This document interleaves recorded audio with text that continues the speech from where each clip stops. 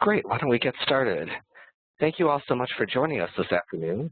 My name is James Chang, and I'm with the University of Oregon Alumni Association as Director of the Duck Career Network. With me is Linda Favero, who is with the University of Oregon Career Center Portland Alumni Career Services, and she is based out of Portland. I'm based out of Eugene here, and we're thrilled to be able to talk with you today. Today's webinar is on tailoring your resume and cover letter, particularly to match the expectations of employers. This was designed specifically for those of you who are career changers, job shifters, and also recent graduates. Anyone who has a specific message to share with an employer that you're the one for them, that you have the qualities, the qualifications, skills, and experience to meet their expectations, all with the goal of keeping from being screened out in the job search application review process. So thank you so much for joining us. I want to take a quick moment to talk a little bit about the Duck Career Network because it's a new program within the University of Oregon Alumni Association, and it's designed to provide ongoing career support for University of Oregon alumni. We try to do this specifically by crowdsourcing the insights and expertise of Duck alumni everywhere so that other alumni who are still trying to find their career path can benefit from the great insight and advocacy of these individuals. We do this through webinars like this, through face-to-face networking events in major urban hubs where our alumni live, as well as through written career profiles and self-authored blogs. So if any of you would like to participate in sharing your expertise and advice, don't hesitate to let me know. I also want to take this moment to thank you all for being members of the University of Oregon Alumni Association. Programs like this literally would not be possible without your membership in the association. And by choosing to be a member, you're saying that you're interested in wanting to stay connected to the University of Oregon and also to be part of the UO Alumni Association's mission to make the UO stronger by letting us foster lifelong relationships with Ducks and helping you to become champions and cheerleaders, advocates, and ambassadors for the great institution of the University of Oregon. So again, thank you so much for joining us. So let me take a moment to shift PowerPoint slides.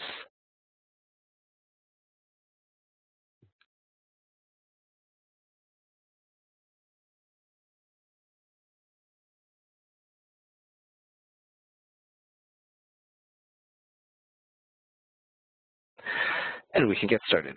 Great. So today, our program was designed to cover 4 main topics. I will cover the first 2. Linda will cover the second 2. And so with the first 2, my goal is to help you see the employer's perspective, which will give you a better sense of what is expected of applicants from the employer's perspective and what you may be able to do to meet expectations better and to continue further in the application review process. Linda will then talk about what you need to know before you might even put pen to paper or finger to keyboard as you write your resume and cover letter, and of course finish with the best practices for resumes and cover letters. So that will be the goal for today. Towards the end of the program, we anticipate having some time for questions. If you have questions that relate to the topic of our program today, please feel free to use the Q&A feature of WebEx. You would put your cursor at the top of the menu. You'll see an icon for Q&A. And as you type in your questions, our colleague Susan Burton with the Alumni Association will be identifying the frequently asked questions, and Linda and I will try to address those towards the end.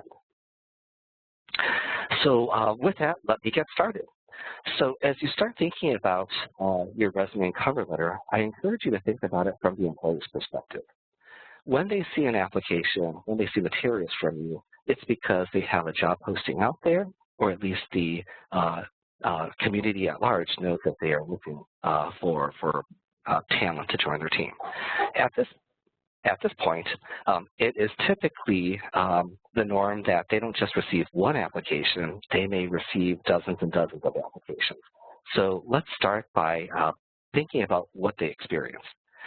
So what I'm going to do is show you a series of resumes, and at this point, I don't want you to focus so much on the content of the resume, but take a look at its visual presentation and ask yourself which presentations appear inviting to you. Which ones encourage you to want to read more and to look into the details? On the other hand, also, which ones make you kind of cringe and want to turn the page? So the idea is that before you even say a single word to an employer, they are creating an impression of you, and you are shaping it by how your resume looks. So let's take a look at a few of these. I will go through these fairly quickly.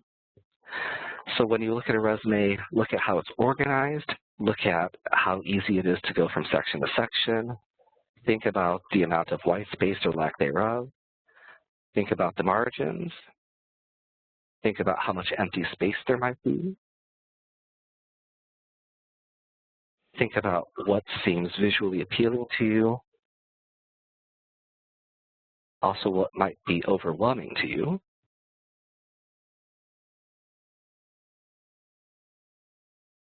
And at this point, I can share that most of these resumes I was able to pick up online.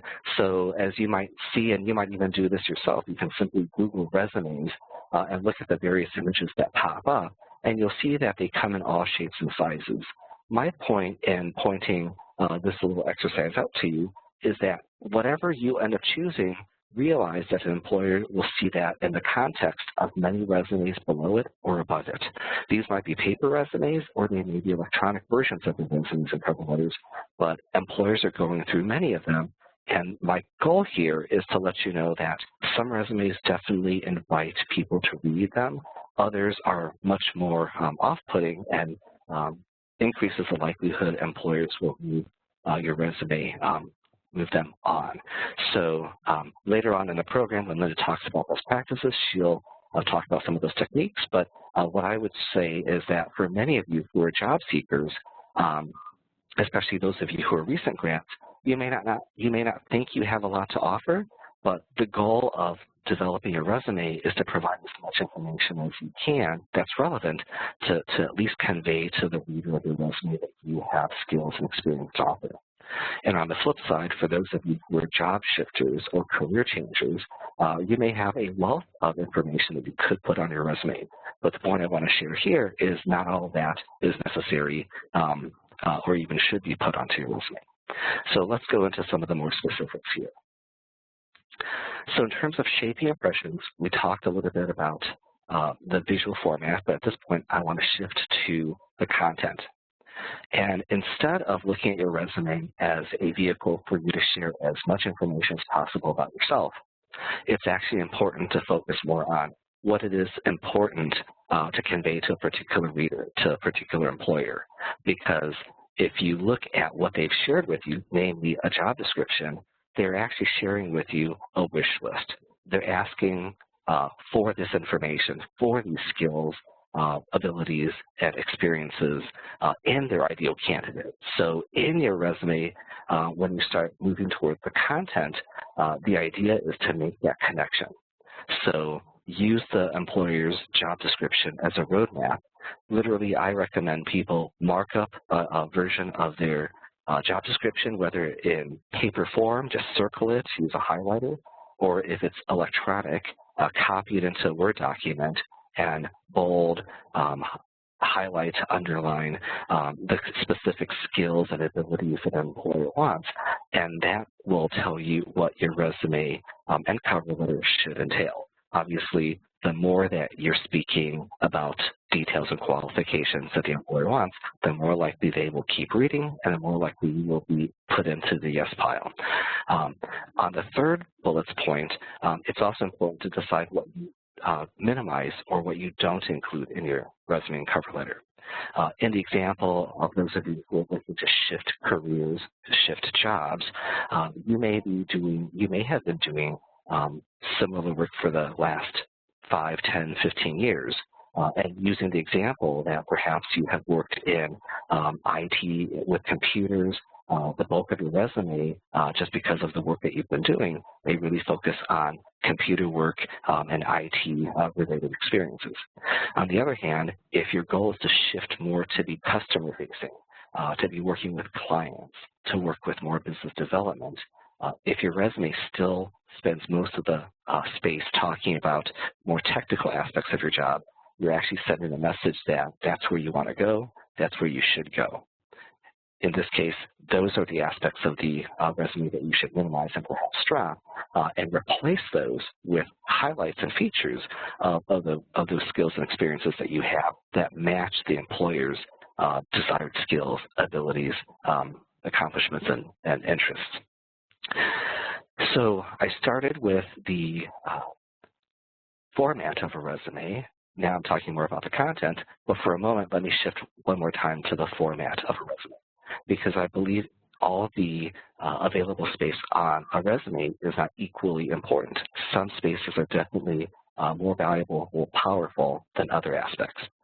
Namely, the first section that a reader reads, they will pay more attention to.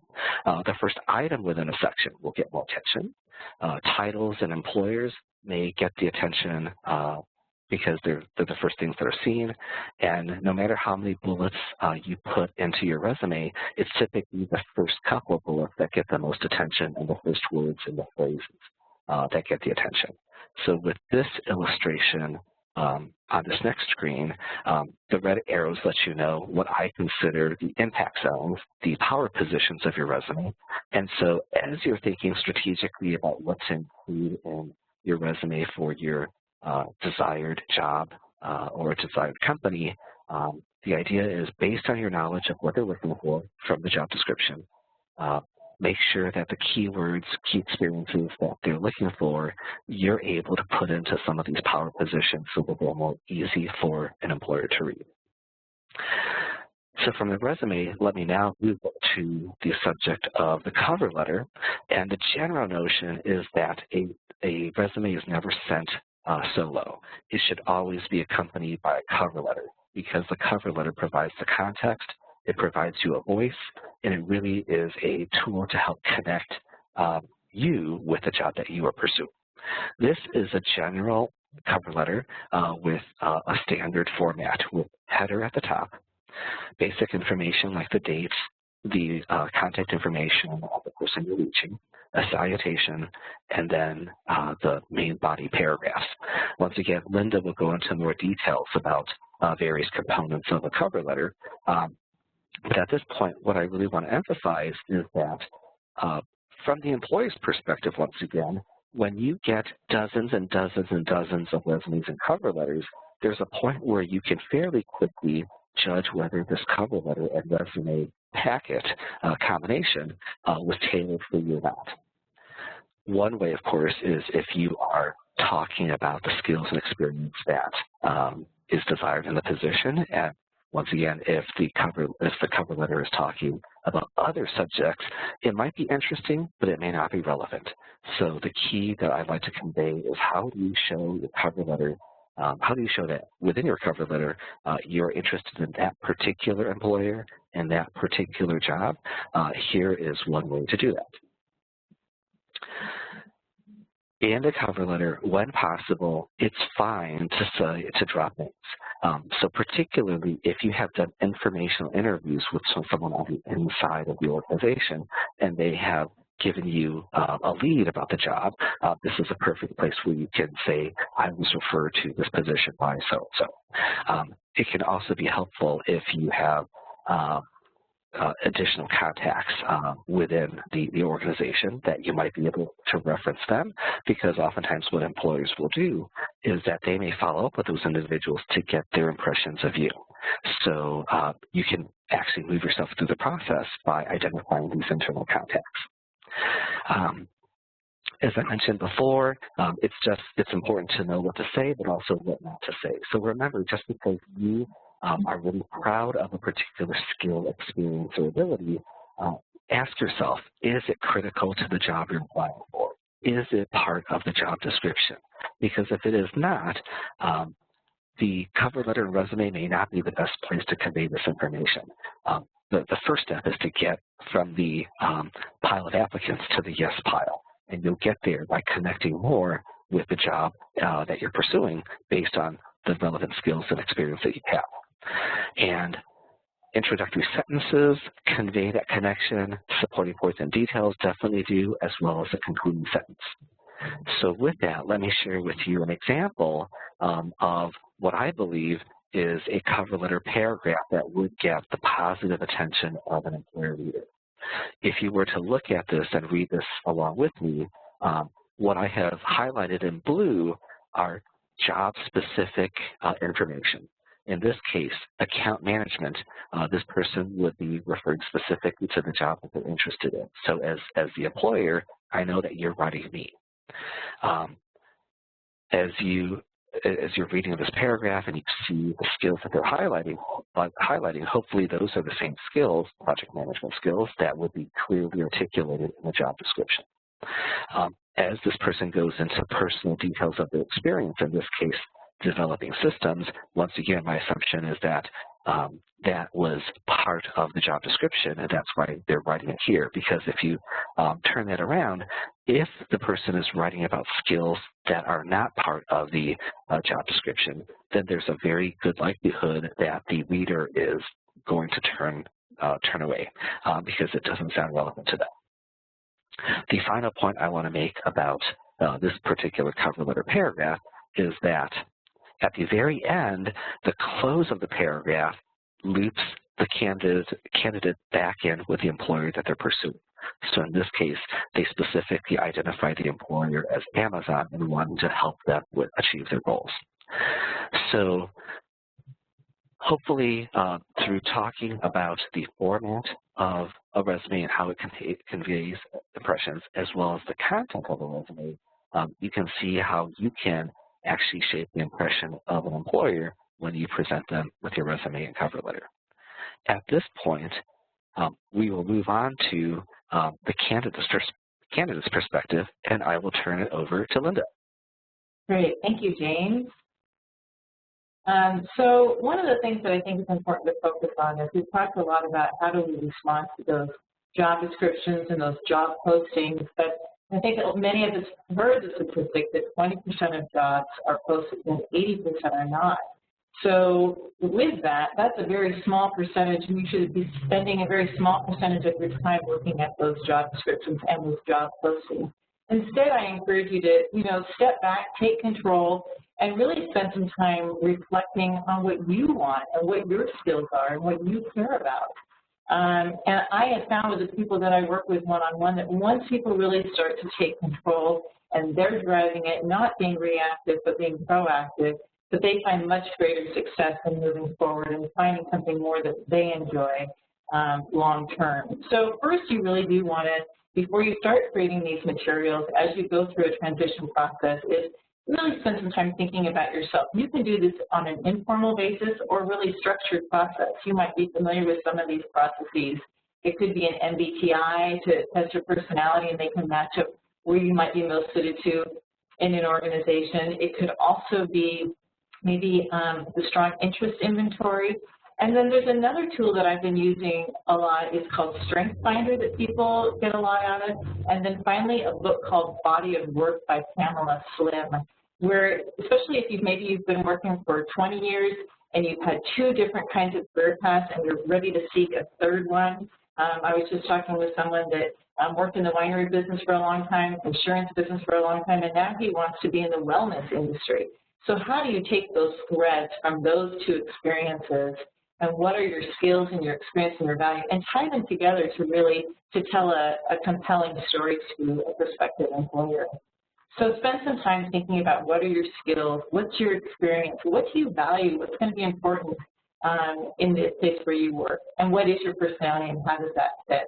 So once you spend some time really kind of thinking about yourself, where do you start exploring? Again, I mentioned maybe just 10% on those job boards, but what companies kind of resonate with you that you've read about in your local paper or your local business journal? What are you reading about? Are you searching online for some keywords? Are there 100 best companies to work for in your state? Start thinking about those websites and what they convey and all of that. And then maybe LinkedIn is another strategy for you. Looking at LinkedIn companies, doing that research, are there alumni there? Are there some profiles where someone has had a very similar path to you? What does that path look like? Does that look similar to yours? And then the key is once you start identifying some of those companies, some of those individuals that are doing the kind of work that you'd like to do, that's when the informational interviews are so critical, where you just set up this time one-on-one with someone, 20, 30 minutes, and you ask them questions, probing questions about their path and about their advice they might have for you. It's not about you getting a job. It's really about your exploration process that helps you to find where you want to go and where you might like to work. Once you have that understanding, you might identify, okay, I either need a job right now, or maybe I'm getting ready for a transition a year from now. Maybe my company is going through some different things. So what are those gaps, and really analyzing if you have any gaps. Maybe you don't have any. Maybe you have all of the strengths and the skill set that the employer is looking for, but maybe there are some things that you can work on. So identify if you find a job description or you've had a conversation, what are they looking for that's really important? And do you need to take any action steps to bridge that gap? So maybe it's looking at different new knowledge or new skills. You can do that by volunteering maybe at a nonprofit. You're trying to develop some more marketing experience. So maybe you join a nonprofit that you have a passion for, and you join their marketing committee. And so you show that you have that skill set.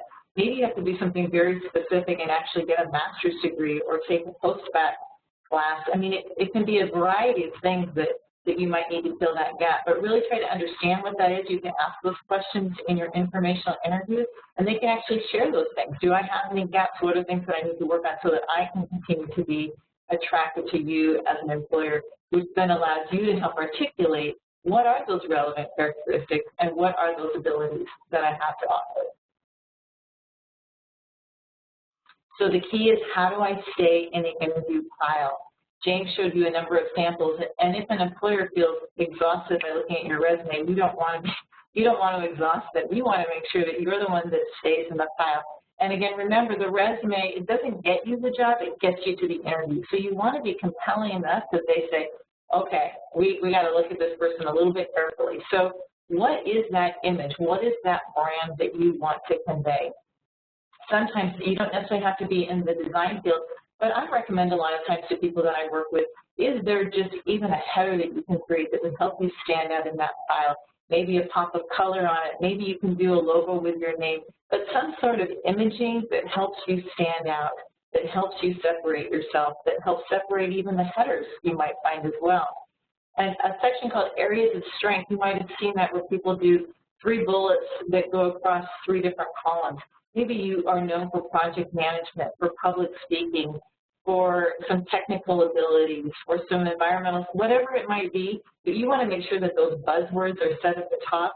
That sometimes is compelling enough for people to say, okay, I need to read more and see where they actually develop those strengths, especially if you've had multiple career paths. And then something I really enjoy doing, and I think it's been successful, a lot of people that I work with, is to create what I call functional headers. And I will show you an example of these in a moment. But these functional headers actually define. So for instance, maybe you've had a couple of communication experiences and a couple of nonprofit experiences. They weren't necessarily together, but you're looking for a communication role in the nonprofit sector. You can have a couple of those communication roles under the communication header, and you can have a couple of your nonprofit experiences, and maybe that's even volunteer work, because all experience is relevant, whether it's paid or unpaid, can be under that. But that employer just looking at those headers, a lot of times that says, okay, I see that they have enough relevant experience that I want to look at them some more. So what are those, and then the other question is, what do I lead with first? Some people think it's always education. Some people think it's experience. It really depends on whatever is the strongest. So if you're a recent grad and you're just starting out there, it's possible, it may not be, but it's possible that your education, your degree from U of O is the thing that you really need to celebrate. If you've had a lot of work experience over the last 10 years, you're probably going to want to lead with your experience. So whatever is strongest in getting you into that front door so that you get that interview, that's where you want to lead with. The other thing that's compelling for somebody that has had 10, 15, 20 years of experience and you have a lot to talk about is something called the professional profile. I recommend that that's usually at the very top of your resume. And these are just strong summary statements that kind of capture the essence of your career path over the last several years so that people, again, want to read more. Let me give you an example on the next slide. So this is a real-life example of someone that has a background in engineering. And she's more interested in the project management aspects than the technical aspects of engineering. So she wants to make that transition. But still her engineering is valid. So she's able to communicate that she has this long history in project management and engineering, but that she wants to apply it to sustainability practices. But you can see that she has a lot of experience. She also wants to communicate her style of work. So she talks about her communication skills, her engineering expertise, and how she's able to blend those things. That starts to give the recruiter or the employer a sense of, wow, she has some broad experience that can be relevant. Then I wanted to share with you, I talked about those functional headers. Again, this is someone wanting to transition to sustainable project management. And this is a great bullet that's very strong and accomplishment-oriented that showcases that functional ability with a great bullet underneath. I have some additional tips that I recommend for the resume as well. These are kind of some of my favorite top tips that I share with people that I'm working with one-on-one. When you're thinking about the bullets, I think what we've always typically thought of is that we list our responsibilities and duties. But responsibilities and duties are not compelling to people. A lot of times they can get a sense of that by just looking at your typical title. So what did you accomplish? How did you add value? And did you do it in a measurable way? You may have noticed in that last slide that she reduced graded efficiencies by 65%, that she launched a new program. So there's a lot of value and accomplishment and measurement that was in there. So always ask the question of the bullet, does it do that? Now, how many bullets is always a question. People want to ask that question. I recommend limiting it to 5, maybe an average of 3, but no matter what, list your greatest accomplishment first. Again, it's very possible they'll look at your role and they'll think, well, okay, what did they do there? But that first bullet is the one that's going to hook them. So hook them with the best thing. Again, sometimes people list things in chronological, like they started in this role, but really you want to prioritize by what you're most proud of and leading with those strong action verbs. That's a great way to show that transferable skills because maybe you're doing something in a very different industry, but if you still have the skill set, looking at those strong action verbs conveys that transferable skill to the employer. You do want to try to keep these very brief, which is hard to do. It takes a lot of editing. It's much easier to write much longer phrases. So no more than 2 lines per bullet is what I recommend. Try to keep it to that. Some people are able to do it in 1 line, but really no more than 2 lines per bullet. And then, of course, it's very, very important that you edit it ruthlessly and you strive for 1 page. Again, this is a question I get from a lot of people. Does it have to be 1 page? Sometimes people with a lot of experience do need to go to 2 pages. And I don't necessarily say that that's a bad idea, but just make sure that all of that content is relevant. And if it's like 1 page and like 1/3 of the 2nd page, then to me that says let's edit a little bit tighter and get it to 1 page. But if you can fill 2 pages and it's being relevant, then I think that's definitely worth your time. So how does these resumes connect to the cover letter? Again, you want to remember, as James mentioned, these pieces go together. So the cover letter needs to complement what you started with the resume. I also recommend that you always send them together, that they are 1 PDF so that they do not get separated. The other thing that I noticed that is a common mistake that people make is that they have their cover letter look completely different from their resume. So they're using a different font, they have a different header. Again, you want to convey yourself as a package. So brand that same cover letter just like you did with the resume. You came up with a header that you like, use that again on your cover letter. It just makes you look more organized, more together, more like a package. As James mentioned, you want to research the recipient. This can be tricky to do when you're primarily looking online because they don't give a lot of that information. But this is where LinkedIn can be your friend and try to find out who's actually doing it. Sometimes you can actually call the organization and say, do you know who's going to be doing interviewing for this position? Any way you could try to find that name, that's fantastic. You always want to avoid to whom it may concern. That is just way too generic for people. You can at least say hiring manager, so at least it indicates that you know that there's someone that's doing the hiring versus to whom it may concern. The other trick that I recommend, as you know, a cover letter has to be tailored every single time, which I know a lot of people don't like doing, and I know it's a lot of work. But hopefully this formula will be helpful to you. So the you is that first paragraph where you're going to engage the reader, you're going to personalize it. I find that a lot of people tend to start talking about themselves right away, and that's not how you're going to engage your reader. As James mentioned, you want to do the name dropping. You want to show that you've researched the company, show that you're compelled. That's why, again, it's important to do that research and identify the companies you want to work with versus the ones that just you see online, because it's much easier to write that first paragraph and really connect with the reader.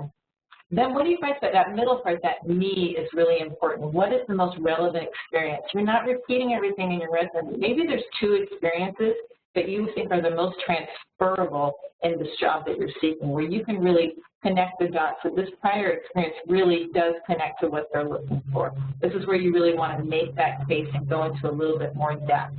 And then at the end, it's really important to let them know that you want this job and you want to move forward. So feel free to, convey the fit between what they're looking for and the experience that you have, the passion that you have for this organization. And let them know that you care about that and that you want that. And say, I hope you, maybe I can follow up in a couple of weeks, and don't say maybe, say I'll follow up in a couple of weeks, and just find out if you've received all the necessary materials. I look forward to continuing to talk about my qualifications. It's really that concluding positive angle where you want to keep the conversation going. And then similar to the sample that James showed you, if you can keep it to 2/3 of a page, that is the best, because nobody wants to turn a page and read more text. So keep those paragraphs short and keep it to 2/3 of the page. I have a few more musts that I want to share with you as well. It is really important to use perfect grammar. And I think this is really hard, and I think in this day of texting too, a lot of people have kind of lost sense of that perfect grammar, and we really need to make sure that it's perfect. So read it over and over, have a good friend read it over and over, but make sure there are no mistakes in that. Remember that this is to enhance your resume. Don't repeat that. Recruiters find that somewhat annoying if you're just repeating the same thing. So you're really trying to bring a human element to their resume that's much more choppier. These sentences need to be short.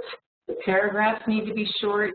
Keep an active voice. I've noticed that a lot of people say have. Use that strong action verb that really shows that you're confident, that you have a strong voice.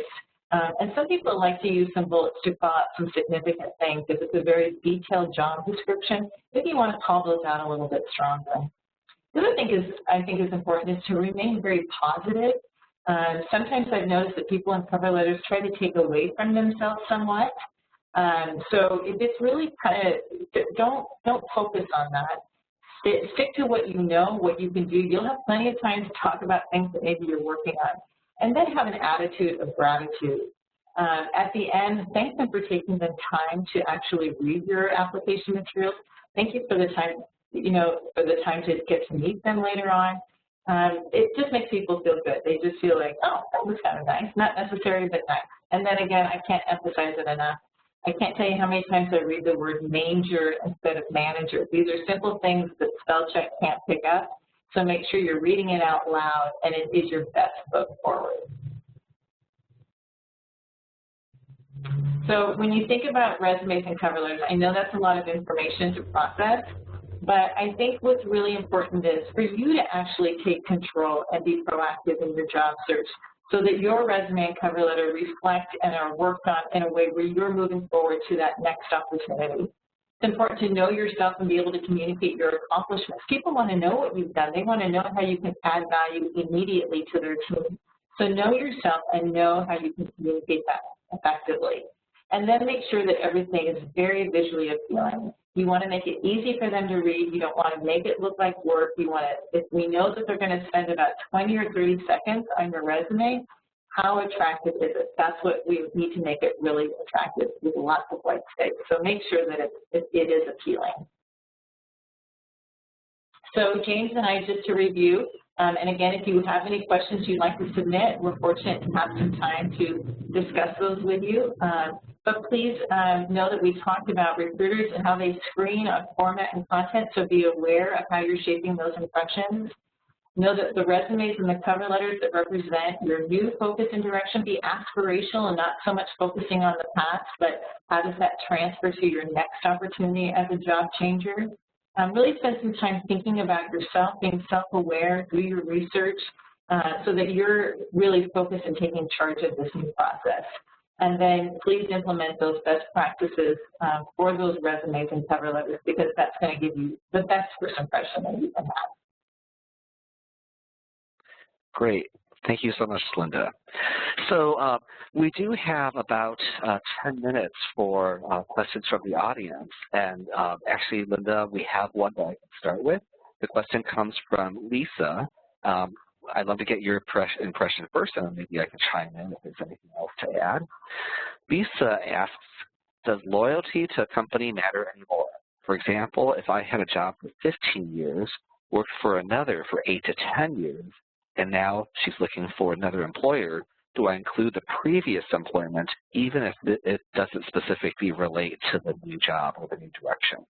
So what are your thoughts on that, Linda? Yeah, that's a great question, Lisa. I think you include both of those experiences. Even if it's not specifically relatable on the surface, my guess is if you really analyze what you enjoyed about the past job for the past 8 years, the most recent one, to really spend some time thinking, okay, depending on what you're transitioning to, what are the transferable skills? What are the things that I liked in my job that I can emphasize in moving forward? People do love to see that loyalty, and people do get concerned when they don't see that loyalty. And I think that that's something that you can really convey in your cover letter as well, is that you've worked for 2 different organizations for long periods of time, that you get invested in your organization, and that you're ready to take this next step forward. So again, always making it positive, not that that organization is lacking something, but that you're ready for that next step, that you gained a lot from that, and these are the skills that you developed, and now you're ready to take those skills and those experiences to that next opportunity. I totally agree. What I might add is that there are some employers who are, I guess what I would say is I describe them as timeline people. And so when they see gaps, especially if you're someone who has been out of school for 5, 10, more like 10, 15, 20 years, sometimes those are people who like to count up your dates. And so if you're dropping an entry just because, oh, it's been a little while and, oh, it wasn't really relevant, sometimes that can be a red flag for the person looking at your materials. And so like Linda said, I would say definitely do include it. In terms of looking at the real estate of your resume, though, maybe you don't give it as much space as your most recent job. You know, and especially if it's very unrelated or less related to where you're going versus giving, you know, as Linda mentioned, you know, ideally is if you have just maybe 5 bullets or so, but if you're in another job that's more related, you might even give it 6 or 7, but then with that job from, you know, 2 employers ago, you might reduce that to just maybe 2 bullets and keep those focused on the transferable skills, like Linda said, identifying aspects that relate. But I would also say sometimes you could add a bullet that may not be relevant, but it's something you're really proud of. It's something you felt like you made an impact on. And these might be maybe a little bit broader, maybe more organizationally, like mentoring or helping to develop a new process or system. So the idea is, you know, I think both of us are saying that it's worth including things over a longer period of time. And I think employers do value it. So, you know, but they also realize you have to do what you have to do. You may have to move because of personal reasons or changes in the economy or the business that you're with. So moving is okay, but you know, I still believe that loyalty is positively regarded among employers. So at this point, again, I invite additional questions from our audience. We definitely have the time. Let's see. Okay, and Linda, I'm looking at something that's just coming in right now, so I'll just read it to you. Submitting one PDF document. I think you made that comment. So she's asking, would look unfavorable. Oh, excellent. So let me just read this to you, Linda. It was regarding the point about one PDF document. She's asking, Tammy is asking, would it look unfavorable if the employer required separate uploads, one for the resume, one for the cover letter? Again, we see that sometimes in online applications. And so she asked, would you recommend following the employer's request? Oh, absolutely. Yes, I would be surprised if they ask for separate ones, but I do, anytime the employer is asking you to do something, you do it that way because you want to show that you can follow instructions. I just think if you have the option, I would try to keep them together, but maybe they have a reason why they have to take that resume and scan it really quickly through a system or a filter. So again, I think it's important to show that you will follow instructions and you'll do it as they request. But if they don't, then I would definitely take that opportunity to keep them together. Yeah.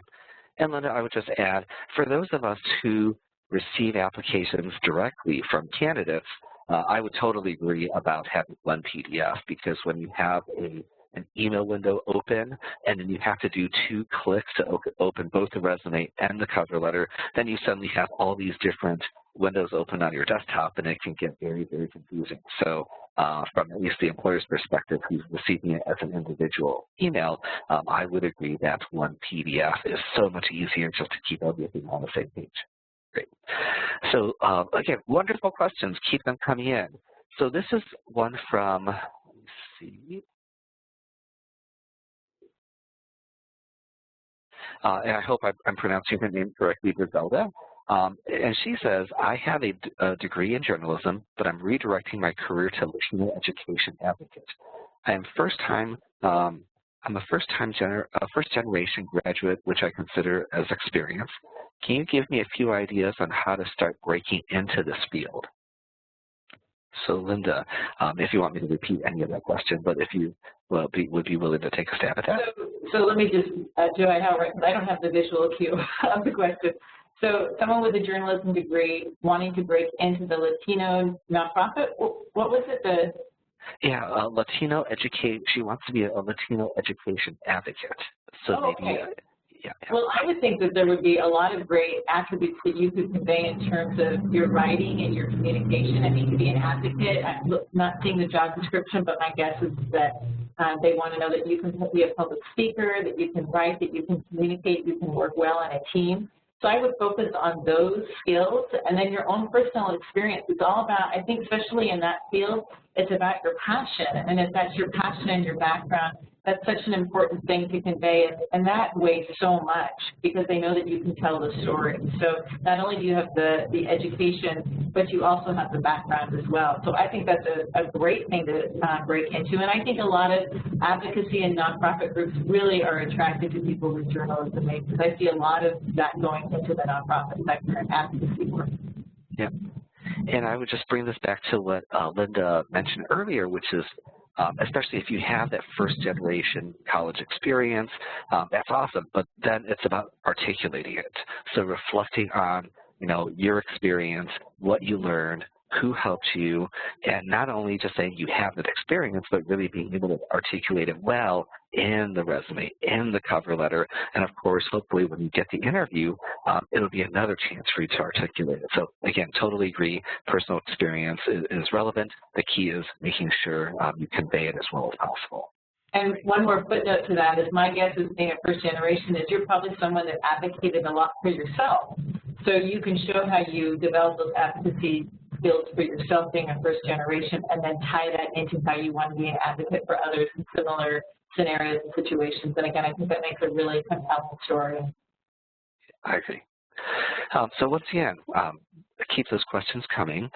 So Linda, I have another question from Tammy. If the employer does not request a cover letter, only a resume, should you include a cover letter, or would that be seen as not following directions? Excellent question.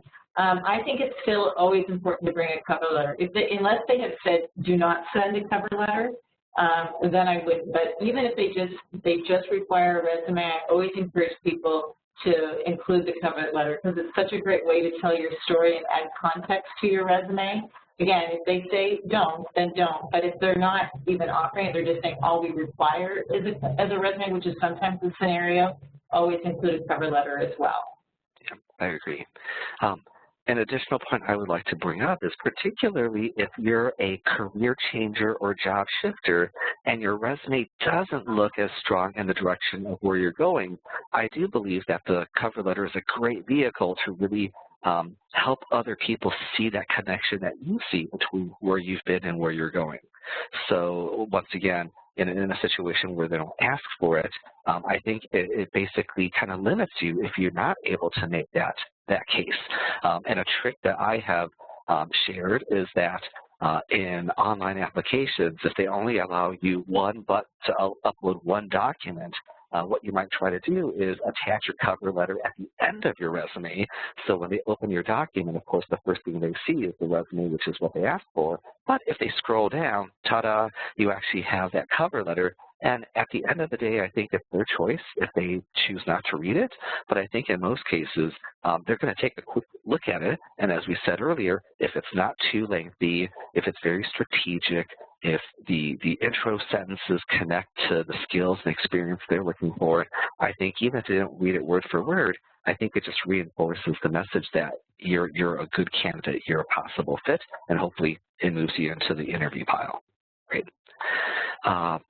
Great. Let me now, Linda, so here's a question from Carolyn, and she asks, on a resume, how much space should you designate for experience from college classes if you feel it applies to the position you're applying for? Great question. Again, it does depend, but it is very legitimate to include classes. I think you do want to emphasize the specific applicable experience that you had, if you had any leadership opportunities while you're at the University of Oregon or work experience, because people do put a little bit more weight on that. But if you've had a couple of class projects where you developed an advertising campaign or you did some market analysis in a business class, you can list that specifically as relevant to that experience and almost create it just like it was its own job. But I might limit it to a couple and really, but still focus more on the actual work and the community service leadership experience first. But it is definitely relevant, but probably a couple is what I would emphasize. I agree. Experience is experience.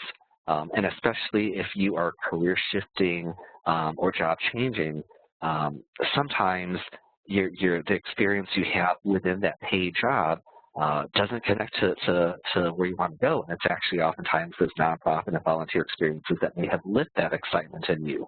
So definitely add those to your resume. So whether it's from school, volunteering, all of those are definitely valid. Great. So at this point, we are getting very close to the 12:50 mark. So I think at this point, I would like to wrap it up. Again, thank you, Linda, for joining me with this back and forth Q&A. We really appreciate the questions that you were able to ask us. So let me move on to wrapping things up. Again, I'm James Chang with the University of Oregon Alumni Association Duck Career Network. On this page, you can see the link to my office's website as well as my email. With me today was Linda Severo, who's with the Career Center Portland Alumni Career Services. You can see her office's website and email. There's a lot of information that we've provided online as well, best practices, documents that you can refer to, so please feel free to check those out. And then as you have individual questions, please let us know and we can further direct you. Resumes and cover letters are very, very critical, and I think oftentimes they're not things that people enjoy doing more than they have to, and especially if you've been working at a place for many years, the last time you wrote a resume or cover letter could have been some time ago, and so even if you were able to find it, it may not speak to the direction you're going, and frankly, your voice might have changed. And so when you look back, you might sound a little bit more hesitant and more inexperienced. But as Linda mentioned, having a positive voice, having a confident voice, those are very important. And so even though you may have kept everything from 5 or 10 years ago, use this opportunity to really reposition yourself and really let the full and the current you be seen. So definitely take a look at some of our resources as well as contact us if you have questions. I will then wrap up by saying, once again, thank you all for being members of the University of Oregon Alumni Association. This is one of the member benefits.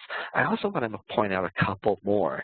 One is that we have worked with a company to provide monthly career author speaker webinars, and they are typically presented on the first Wednesday of each month. On West Coast time, it typically happens at 5 o'clock, but East Coast, that would be 9 o'clock. So they have been taking place all last year. They will continue to take place as we move into the upcoming school year. And the huge benefit is that all of the webinars that have taken place with this Career Speakers series are also recorded. So when you go into the U of O Alumni website, which is uoalumni.com, log in, go to the Duck Career Network pages, and you'll be able to see the section for career webinars. So that's there for you to use and to hone and sharpen your networking skills, learning how to make the elevator pitch, understanding the various characteristics of leadership that you may have that may be sought after. So that's another way for you to retool. I also want to point out that the Alumni Association has secured access to EBSCO. It's a research database that also includes e-books, e-journals, and it's a wonderful way, particularly for those of you who are close to the U of O library or any library, to keep your knowledge level high. So especially if you are career transitioning, career changing, your knowledge of that new career direction may not be as deep as the industry that you are leaving. So whether it's the LinkedIn company information that you can look up, looking at the career trajectory of people who are currently where you're at, but also seeing where they've been by looking at their LinkedIn profile, research is going to be key to your success. Last but not least, I just wanted to mention that we also have Going Global for those of you who are looking at international type of careers or international type of work. Going Global is also a resource that is available for you to use. And speaking of international work, I'll also plant the seed that in about a month, my colleague Cynthia Stenger-Ripplinger and I will be doing a virtual panel with 3 Oregon alumni who work in an international capacity in some way, shape, or form. We're just about done with securing our 3 speakers. 2 are going to be located in the U.S. 1 will be located in Asia. So for those of you who are interested in doing international work both within the U.S. and beyond, that's something for you to look into. So with that, thank you all so much for joining us today. Again, James Chang from Eugene, Linda from Portland, and wherever you're at, thank you so much for being a Duck, for being a member of the Alumni Association, and we look forward to the next time we connect with you.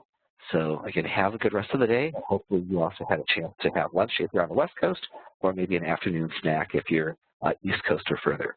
So thank you so much, and have a good rest of the day.